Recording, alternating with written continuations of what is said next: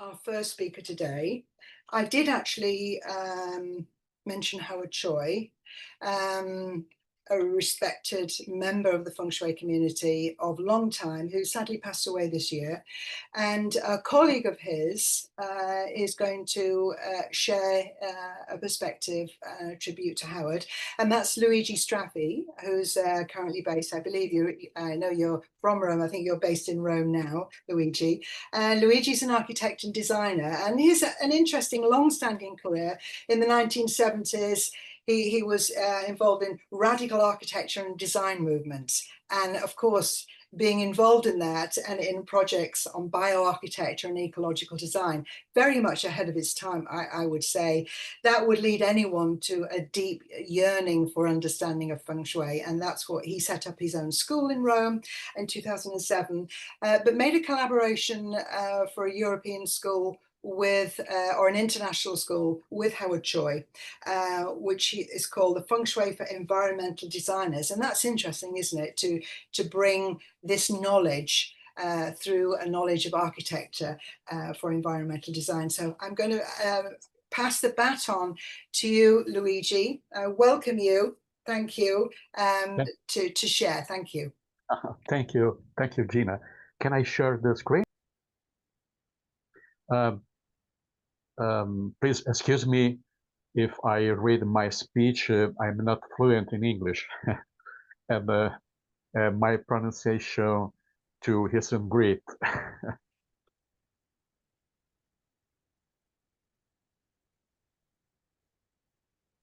Good morning, everyone, and a warm welcome to you all. Please forgive me for reading my speech. Unfortunately, I am not fluent in English. Today, I would like to take a few moments to remember together with you our dear friends and colleague Howard Choi, architect and feng shui master. But before I begin, I would like to thank the Feng Shui Society for this kind invitation. It is always a pleasure to be back here among colleagues and friends. I founded the Feng Shui Architecture and Design School in 2007. And in 2016, something truly special began, a close collaboration with Howard. He used to come to Rome twice a year to teach at my school, and it was there that he met Daniela, who was a student at the time. In 2020, our collaboration took a new form. We officially launched FSED, Feng Shui for an Environmental Designer, a project born from our shared vision.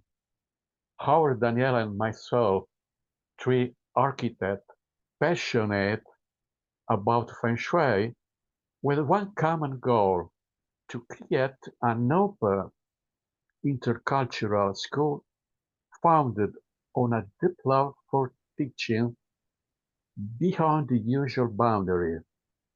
And today, but remember Howard with all my heart. To me, he was not only an unforgettable partner, but also a true friend. And I know that for many of you here today, he was a dear friend as well. It's now been 4 months since he began his journey beyond his work. I can no longer see him, but I like to imagine him somewhere practicing Qigong or quietly sketching a peaceful landscape in pencil. To his students, he was a brilliant teacher, a tireless guide, and above all, a person of great humanity and empathy. At FSED, we worked as a team to create a new approach to feng shui, one that responds to the needs of our time while remaining faithful to its classical roots.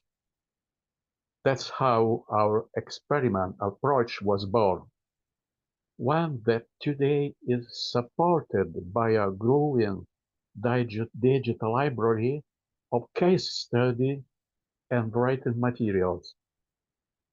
And as I speak to you today, I truly feel that Howard is still with us in the ideas we continue to explore in the project that lie ahead in the international community that, thanks in part of him, continue to grow and evolve. Thanks you for listening. And now um, I showed you only um, some slides with the How library, digital library.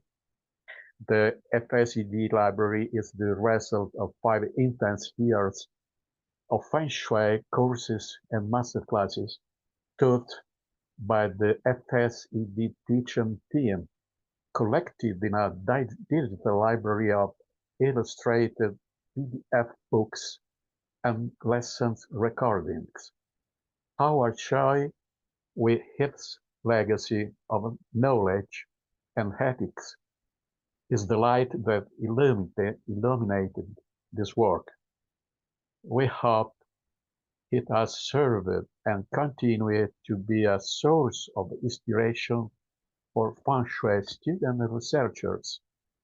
Daniel and I will continue with this work in open texts. And the last, the FSED philosophy, think Feng Shui outside the box. This statement means having a deep understanding of the principle and school that make up the vast body of Feng Shui teachings. Such understanding, combined with a clear vision of today's world issues, allows for flexible, contextual, and creative solutions, avoiding the rigid and predetermined imposition of rules and principles. It is essential to recognize that each situation is unique and deserves an original and specific approach.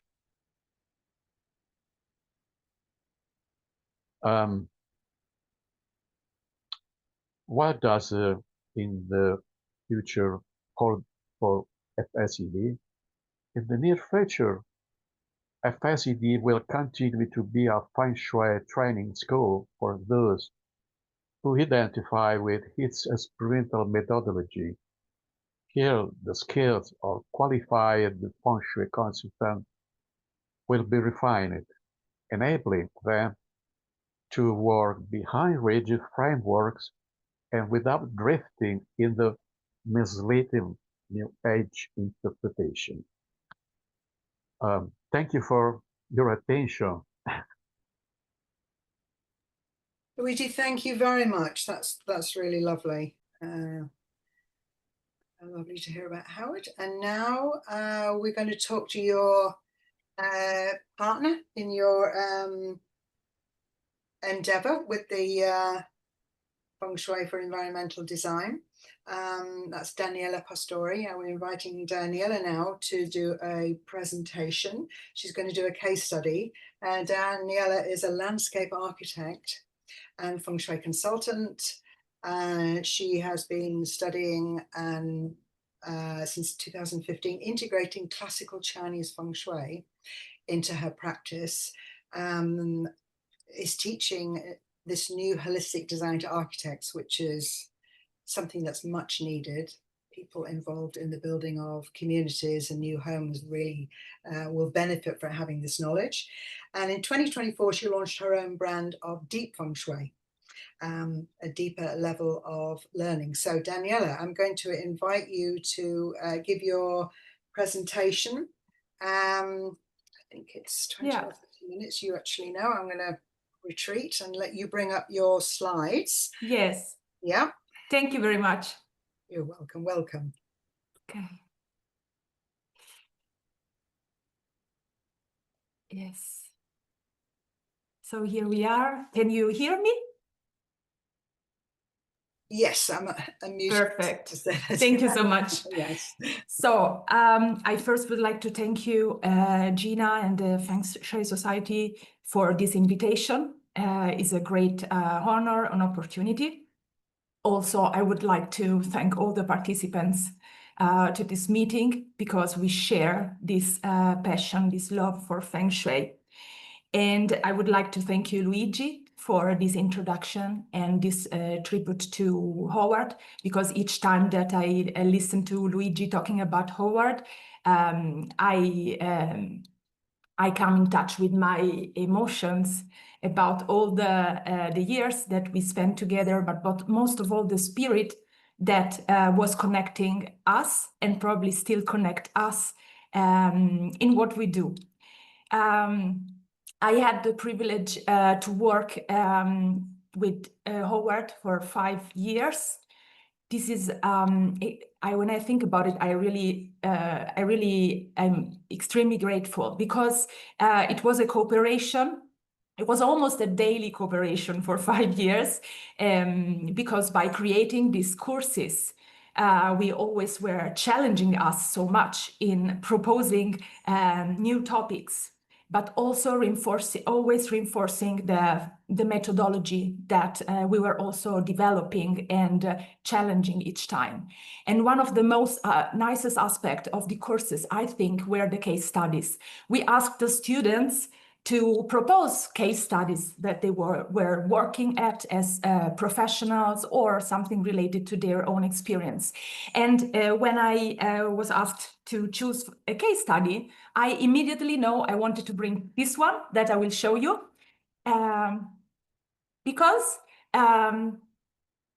for us, Feng Shui is really about relationship. And I think that this project not only practically talks about relationships, but also from a symbolic point of view, is the representation of how Feng Shui can help to create spaces that allow to integrate differences inside the houses, inside the working environments, everywhere. So for Feng Shui, it's so important that we live with differences, that we are able to always adapt and create new differentiations. But by doing this, it's important to have spaces that support this process. And this project is exactly about this. It is a duplex for a multicultural and multi-generational family in Campbell, California, USA. And it was proposed by one of our most beloved practitioners, which is also a golden member of this school. And so here we are. First of all, what is a duplex? A duplex is a home made of 2 distinct and interconnected units. So you see here Unit 1 and Unit 2, and they are inside the same property. The 2 units have separate entries, as you can see on these 2 sides, and they share a courtyard, in this case, a northern courtyard. And also they have a small passage in the center that connects the two houses, the 2 units. And here we see a very, very special, beautiful family. It is a multicultural nucleus, also multi-generational. The mother is French, the father is Indian, and the 3 daughters are American. In addition, the Indian grandmother also lives with these family members, and she is settled in the 2nd unit, while the rest of the family is in this Unit 1, which is slightly bigger. And also, this connect us to what Gina was saying. The eldest daughter has an autism problem. So there is also, while the other 2 daughters are very knit twins. So it's really a very special family where you understand how crucial is the position of the father, who actually is the only man of the family, which is significant, but also is engaged into the family in a triple relationship of being a father, husband, and son. So the project, the site is in Campbell, which is a city in Santa Clara County, California. The area is in the Silicon Valley in the San Francisco Bay Area. The dwelling is located in a flat residential area, which is fairly homogeneous and consists primarily of single-family homes. Service and facilities are available nearby. This is an aerial view looking from south to north. One special feature of this house, it is on the corner block.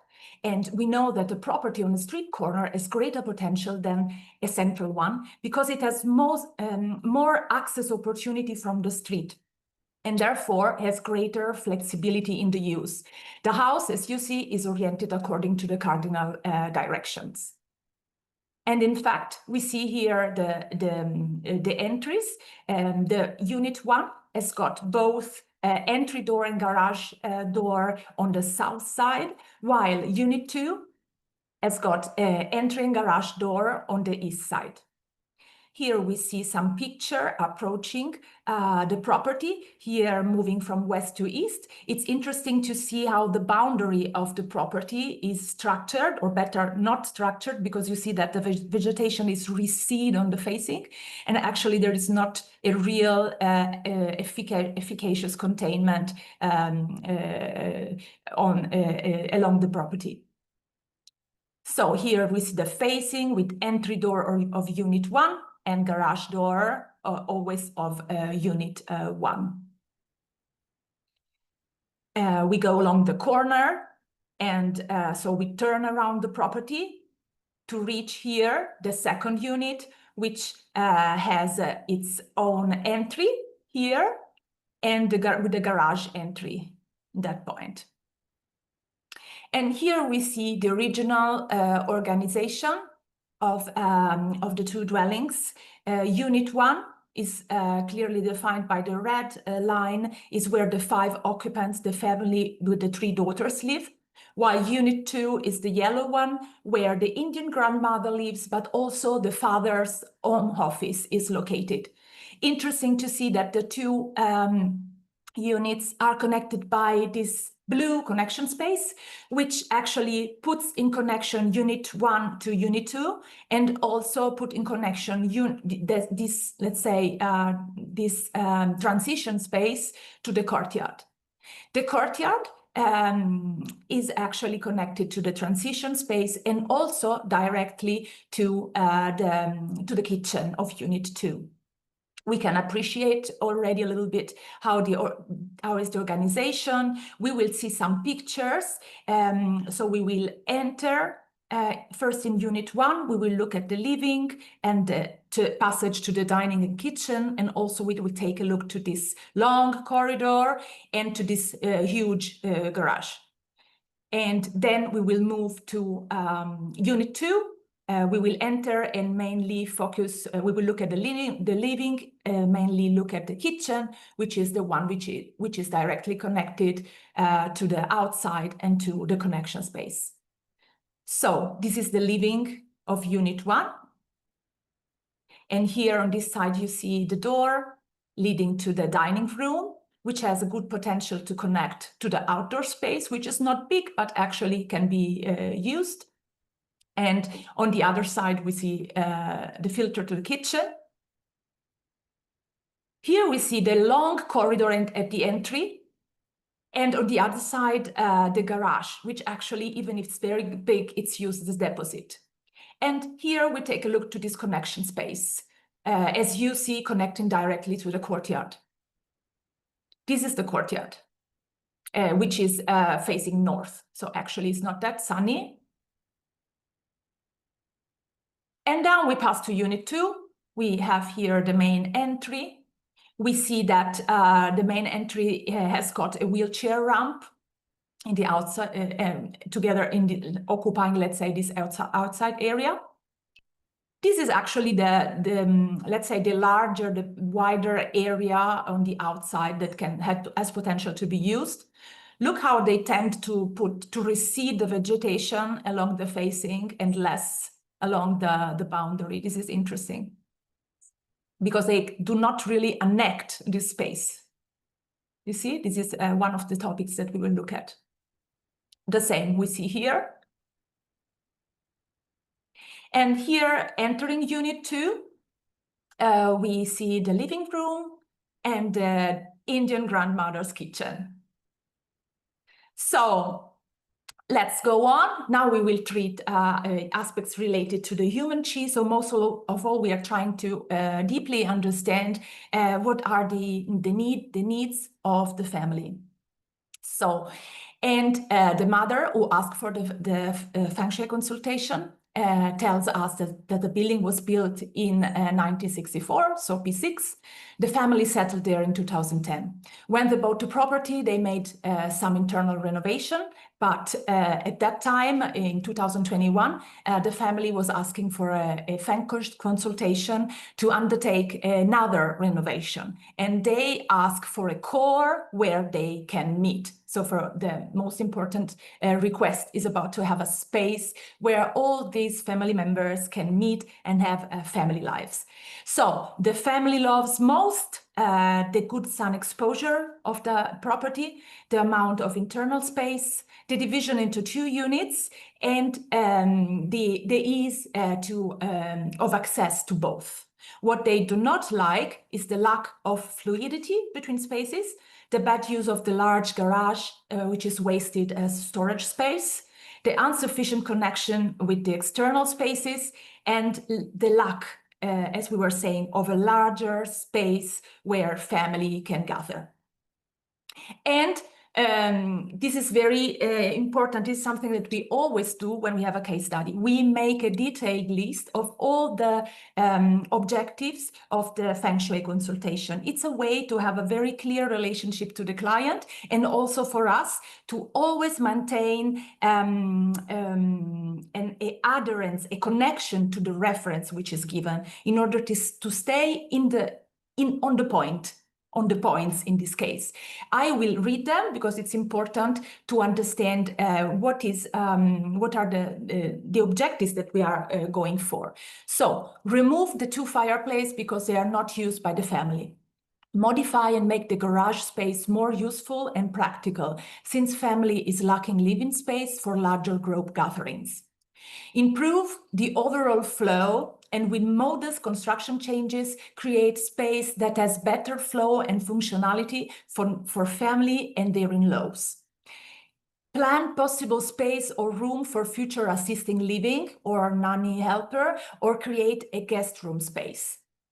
Since the family doesn't have much backyard space, to use the front yard, and especially the east and south side.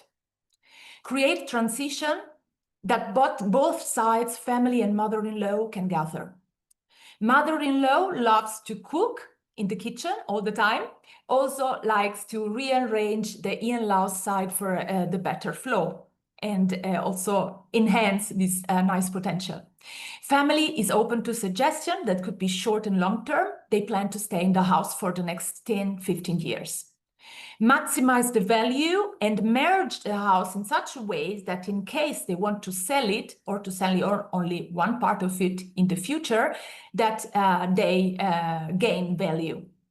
Make modification of the garage, since they do not use it for car parking, and move washer and dryer closer to master bedroom. So you see, there are different kind of objectives. For sure, the most important one, and the one which is guiding our approach, is that they are asking us to create a heart for a multi-generational living by linking up the 2 dwellings.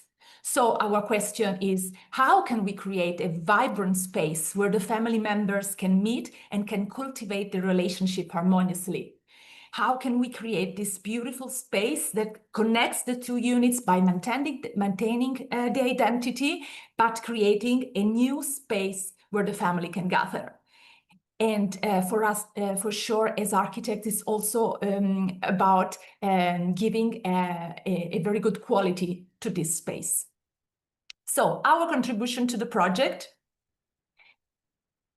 it's for us, it's fundamental to define that from a methodological point of view. We work with the Sunshine methodology for Feng Shui analysis and audit. And this is one of the strongest heritage that we have from Master Howard Choi. It means that always when we look at a situation, we analyze it on 3 different levels. So we look at the earth chi, at the human chi, and the heaven chi. In this specific case, talking about earth chi, we will use a tool, which is the chi flow study, to look at the internal circulation, identify in both, identify the best area to join up the 2 dwellings and to improve the chi flow in both units. Regarding the human chi, we will use the tool of the yin-yang organizational study. So we will identify the public and private areas, distinguishing them into the dwelling, and by looking at this and also understand what is the most optimal area to link up. And then we will look to the heaven chi. In this case, we will look to a Venn diagram to compare the result raised from the earth and the human chi with this abstract tool that actually shows us where this in-between space would be obviously located. So with this outcome, so having earth chi, human chi, and heaven chi, and comparing them, we will have an outcome. With this outcome, then we will check with the compass school calculation to ensure that the tangible and the intangible, the form and the formless, can have a connection. So the 2 schools of Feng Shui can lead us to a holistic outcome. And always from a methodological point of view, for us, it's very important to have in mind the concept of Wu Wei and of Beng Qing. So Wu Wei is best translated as effortless action. By knowing the practical reality of a situation, and in this case, the Beng Qing, which is the original character of the dwelling, we can define and understand what can we really change and what we cannot change. And this helps us to identify the unexpressed potential of the dwelling. So when we look at the material aspect of the dwelling, we also look at the immaterial. When we look at the manifest, we also look at the not manifest. So not only about what is visible, but also this potential, which is an opportunity that we can, it's not visible to anyone, to everybody, but it's so important to see. So in this way, we can make efficacious modification with the minimal of efforts. This means that we can lead to a practical and economical effective way to realize the potential of a dwelling at the service of its inhabitants. So the best way to work with Qi is to both work with matter and its potential to become, and by this to achieve efficacy. So let's go in our contribution that I just now presented. So Earth Qi analysis. Here we have the analysis of the Qi flow. We immediately see that the area that are most involved in this transformation are the one in the center. So we have a potential of the garage that we can make a better use of it. We see that the space to gather is very small. So we have to work on this. The courtyard is not so much used. So actually all this band in the center between the 2 buildings is full of potential that can be developed. Also, looking at the distinct units, we see some contradictions and aspects that can be for sure improved. For instance, if we look to unit 1, we see this long, narrow corridor. as a distribution space, which is quite closed and not really communicating. The same we can say of the living and the kitchen. Also, there is the potential to make better use of the external spaces. We look to the wash machine that are all for both units in this area, which means that to use them, unit 1 has to pass through the grandmother's kitchen, which is not very functional. And also interesting, we see that the father's office is in a position that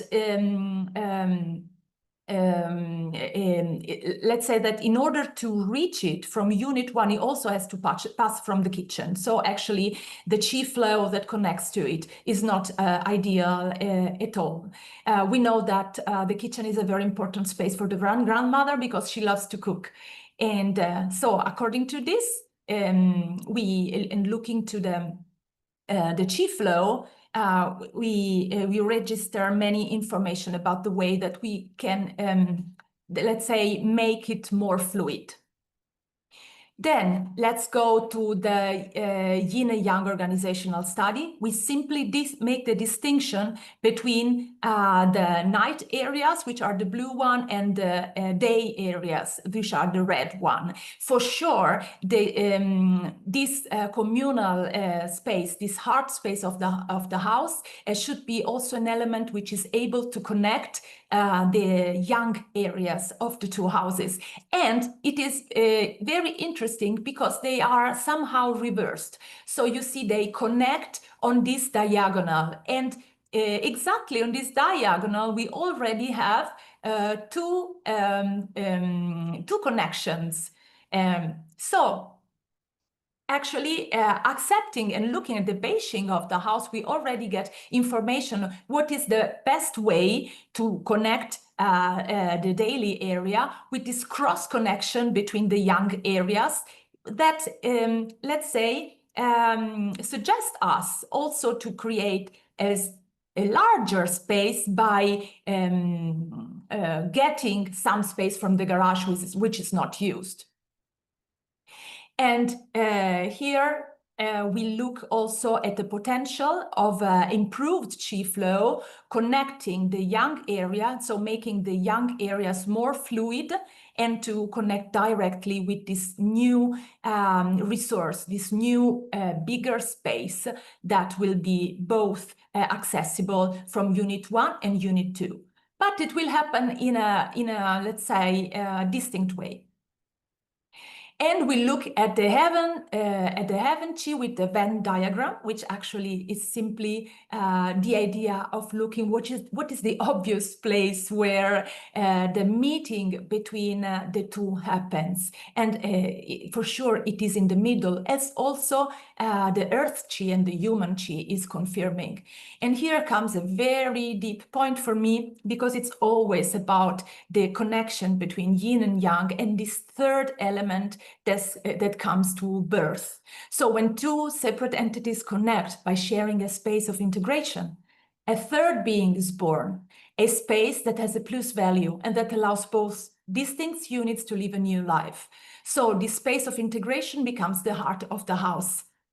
And also it includes the courtyard. So it means not only it connects the two units, not only connects the generation, but also it is the gate to the outdoor space. And here you see the project starting from the core, the new core of the house that can get the light from above. In this way, the heaven chi and the earth chi would be connected, and also has direct access to the courtyard. Then we also see that we made the connection between the yang areas of unit 1 much more fluid, so that this new heart of the house is directly connected to unit 1, but also has a door connected directly to unit 2 and to the grandmother's kitchen. We see that we reversed the father office with the grandma bedroom, and this gives us the opportunity to use another band of the garage to connect directly the unit 1 to the father's garage. And we turned the second garage of Unit 2 into a hotel-like apartment for an assisted living or worker to live in. We relocated the laundry in the courtyard, which now is a place which is also useful for the people. And we relocated the eldest daughter's bed according to her Mingwa in order to improve her health potential. Here you see the landscaping plan also, where the idea is to be able to gather the chi along the property. And we check at the end with the heaven chi analysis. What we do is looking at the natal chart of the 2 units, we look at what happens in the intersection of the 2 charts where the heart of the house is located. And here we have sector east from Unit 1 and sector west from Unit 2. And it's really nice because comparing the 2 water stars and the 2 mountain stars of the 2 sectors, we see that we have 4 and 6 as mountain stars, which represent the first daughter and the father. And we have as water stars the 8 and the 2, which is the third son and the mother. So somehow the flying stars are telling us what is the point of the whole project, and how this new heart, this new communal space will be able to improve these relationships for health and also for the wealth of the family. So in conclusion, we have reduced the size of the garage and used the extra space to create a heart for the 3 generational livings together, yet remain distinct as 2 dwellings for the son with his family in one house and his mother next door. This space in between receives light from above to represent a place where heaven meets earth. By doing this, we transform the transition space between the 2 dwellings in a communal meeting place, a heart of the whole family, and for the mother-in-law. This is the core that will bond everyone together in a meeting place with an outdoor connection. So the internal space can link up with the external courtyard at the same time. As a result of this additional linking space, we have created a better chi flow for the duplex. So now the grandmother's cooking can be enjoyed by everyone in the heart space of the house. So, and this is the final plan. You see that in the heart of the house, we suggested to have a bigger table where they can meet to eat together, but that can also use to study. It was COVID time, as Gina was saying, and at that time it was so important to create new spaces, but I think today it's still so important where people can spend time by doing activities and feel gathered and feel together in the heart of the family. So thank you very much. Daniela, well done. That was it was brilliant, and showed so many examples of how a home has many different needs. You know, all those generations. Interesting, the different cultures. It's fascinating, interesting idea to have 2 homes attached. That's very American. It was fantastic. We're going to move on to another presentation, but we have a section later where we can perhaps ask questions. So that's thank you. Yes, so we'll invite you back for people to do that. But we're going to move on to the next presentation now. So thank you so much. That was really great, really great. So welcome back. Now we're going to take questions for Daniela's presentation, her case study. It's always wonderful to watch case studies and see that detail. And so we have questions. Liz, you have a question. Yes, I have. Fascinating case study. One thing that struck me, I didn't notice any mention of the husband's wife in, I know this may seem trivial, but as a sociologist with one hat on, I'm actually a professional gardener these days, but I couldn't help noticing the absence of a woman, a key woman in the house as well, in the case study. It is not a criticism, it's an observation, and there may be reasons for that. So yeah, no, but I did enjoy your discussion of your case study. Quite fascinating. I'm moving into a new home shortly, so I'd like a feng shui consultant services actually, but I have quite a long association with feng shui, not as a consultant though. So anyway, thank you. Thank you so much.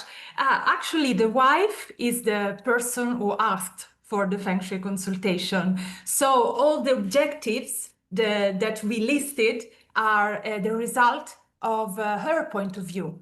So I consider that the fact also of going through the presentation in such a fast way was not giving opportunity to enter in some details, but actually all the consultation is structured around her. And I think that one of it's a strong complexity in such a family, but I think that one of her needs were to be completely autonomous from the second unit. So for instance, to not have to enter the second unit to make her work. And also, let's say, to give more a more strong role to Unit 1, to be stronger in comparison to Unit 2. And also there are some details. This woman left her career in order to work for her family, to stay home, while the father still is the breadwinner, exactly, the breadwinner of the family. So she is receding somehow. You are reading well, where somehow she is receding in a position of being more yin, being more passive, but also needing at that time to be able to gather. So I think she will be in this way of disappearing.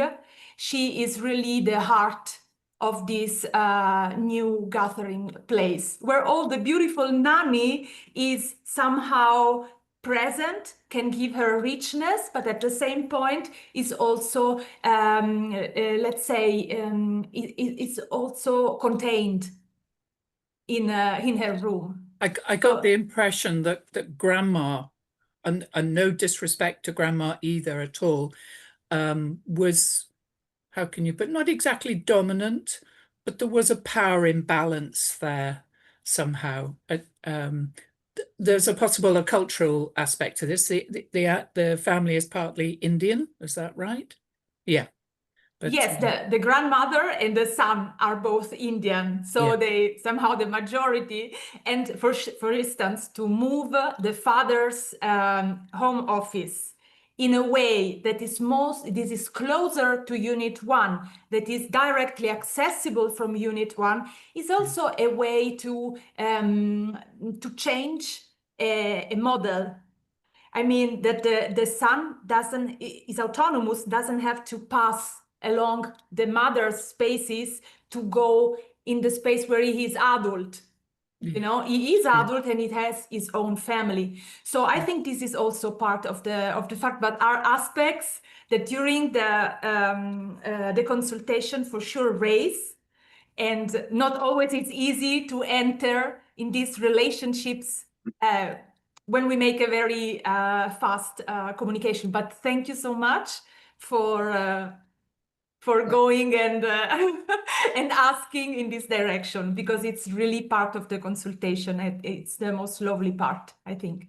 Yeah. I think it's interesting that as a sociologist you spotted that, and it shows you how interdisciplinary feng shui is. There's so many things to consider, and it is interesting to have two there are two matriarchs in a house where sparks didn't seem to be obviously flying, but patriarch, matriarch. Who's the matriarch? The older woman, the man's mother. And it's subtle, but I think the rearrangement of the the mother's room further away from the heart of the home and the father in.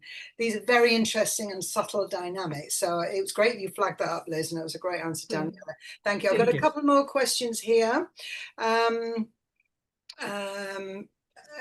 Carolyn is saying, my understanding is if the building has internal connection, it cannot be treated as two separate units. A true duplex share a wall with no interconnection, so I don't see how the case study is treated as a duplex. Interested in your explanation of this decision. I understand different entries and corner block. It is an unusual house, isn't it, Daniela? So yes, are you clear on that question? Not really, because the question is about the typology of the duplex, if it's a duplex or not, or it's about if we consider it as 2 or 1 units according to, for instance, flying stars. I don't grasp exactly the point of the question. Carolyn, have I, where's Carolyn? Can't find Carolyn. Gallery, Carolyn. Where is Carolyn? Did you want to ask that question if we haven't? Carolyn, I cannot see Carolyn, so maybe she asked the question. Oh, there's Carolyn. Carolyn, do you want to ask the question? Do you want to amplify? Oh, yes. What do you? Yeah, Carolyn is saying, yes, why did you classify it as a duplex? It's a terminology question, not a flying star question. Okay, so I define a duplex, house combined of 2 units, which are autonomous because they have independent entries, which also from a feng shui definition defines that it is 2 bodies, 2 different entities, but they are connected, interconnected by a transition space. So I consider this a duplex. Very, very interesting, isn't it? It's a very interesting house. Thank you, Daniela. And Felicity, she says, how did you go about agreeing the objectives with all the family and your own assessment of the home and its use? How do we agree the objectives of the consultation? That's it?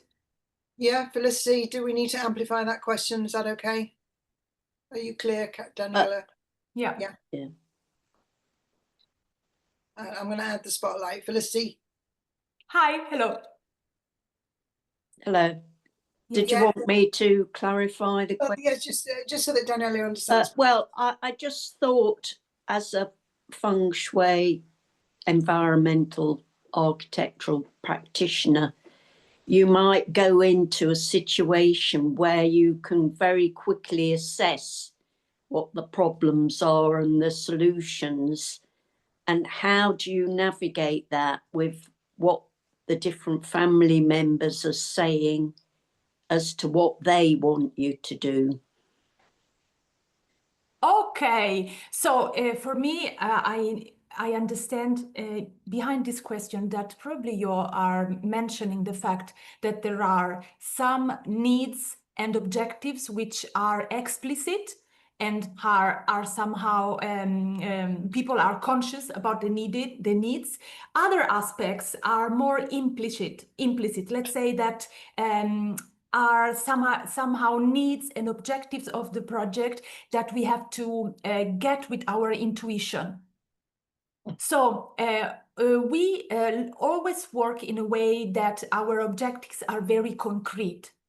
Okay, but at the same time, we always know that behind a concrete demand, behind a concrete need, there is always another part which is hidden, that it's also part of the problem.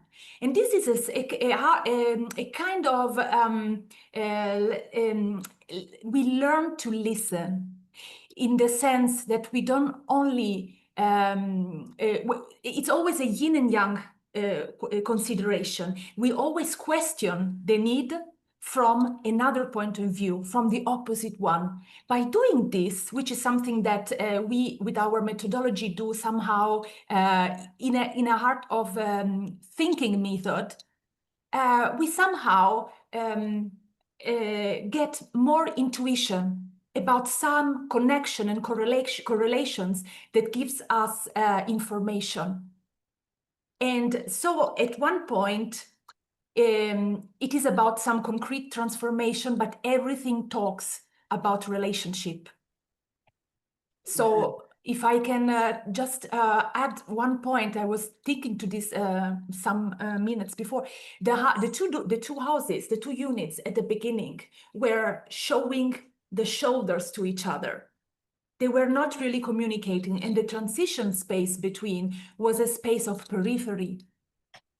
We decided that it's like two persons that are shoulder to shoulders to turn, embrace, and also in this central point between the two to put the best of architectural solutions that you can have. So it means when you are in relation to somebody, it's not a periphery. This can be and become the heart of your life. So it means put relation in the center. To the fact that there is a daughter with autism problem in the family is also somehow connecting to probably a problem of communication and of sharing the different words and words and languages that are in play. So we created the space by, let's say, turning the two duplets, looking to each other and say, okay, the right limit, we accept the right boundaries, but what we share is the best. Very good, very good. I mean, you're right. The subtlety is always needed. We don't come in, these are our rules, this is our practice. It is bringing information, the wisdom that we have from wherever we're bringing it. And then, as you say, listening and being subtle. Subtlety is always important. See. So, and you pointed out about the, relationship being key. I'm going to bring up two more questions. And thank you so much. Lovely, thanks for asking that, Felicity.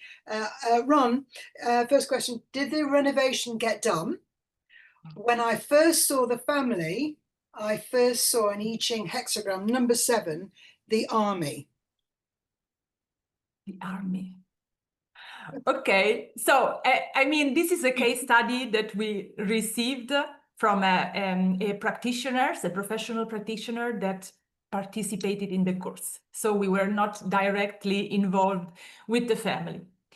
But when I was looking again with Google Earth on the house, I saw that some changes occurred. Okay, some of them occur, I mean, I cannot see inside, but what I see is that they applied the landscaping project of building a stronger boundary around the house, and they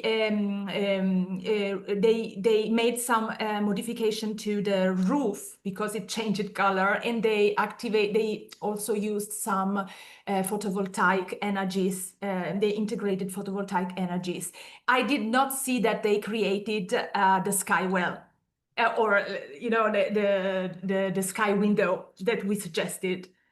That was a brilliant suggestion. Yeah. So I don't know what happened inside, but we always have to accept that we did not have a direct role in this consultation. Lovely, thanks, Anna. One last question, Stella. If I ask, was there any point in your mentioned project where you did not know exactly how to deal with a certain part of the house or any challenge, and how do you proceed in such a situation? Well, we know that it was one of your team that did this, so you weren't there. So that question is really not necessarily project specific because you weren't there, so you don't know how to, I don't think you know how to answer that exactly, except how does one proceed in such a situation where you're not sure what to do with a certain part of the house? Okay, we never know what to do. Okay, we never know what to do at the beginning. One part of the brilliant experience with Howard is that he was the one that at one point came with the strong solution. So this was one of the first projects that we did with him, and I was always, like, how can he know so well? I mean, it's so clear, I know, but I need more time. I'm not so clear. And he was really a genius from this point of view. And one of the aspects that I mostly noticed in this project is that the family didn't ask to relocate the father's home office. This was an idea of Howard, because he there interpreted a need. And if you look at it, it's genius, because he's putting the home office of the father closer to Unit 2, which means it's a space, it's part of this space of transition, of this space of relation. Also, there is more proximity and with a direct connection from Unit 2. I think he simply thought about this guy living with 5 women. And said, yeah, for sure, imagine he's free to get in his home office, to go from one unit to other as he wants, without being seen, completely on his own, next to the main entry. So if he want, he can also go for a coffee and nobody sees him. He was for Howard, it was clear to give more autonomy, more strength, and more value to this breadwinner, also more freedom and dignity and strength. This was very clear for him, and I didn't think about it anyway. And they did not ask for it, but it is a brilliant solution. Absolutely, the need to be unobserved. Yeah. It's a big need. That's brilliant. That's a great answer. Well, we're now at 28 minutes past the hour. Daniela, thank you so much. And I also, apart from what a great presentation, commend you. Like our other speakers, like English is not necessarily your first native language, and you've done a brilliant job at articulating all the nuances here. So a thank you from me and for everybody for, taking this on in English. Thank you so much. And thanks also for a great program that the Feng Shui Society Executive Committee have put together. Veronica particularly, and Victoria and Alex particularly are here and have done a great job in putting this together. So thank you for that. As we're now 29 minutes past the hour, I think if everybody agrees with me, I'm going to put it on pause recording.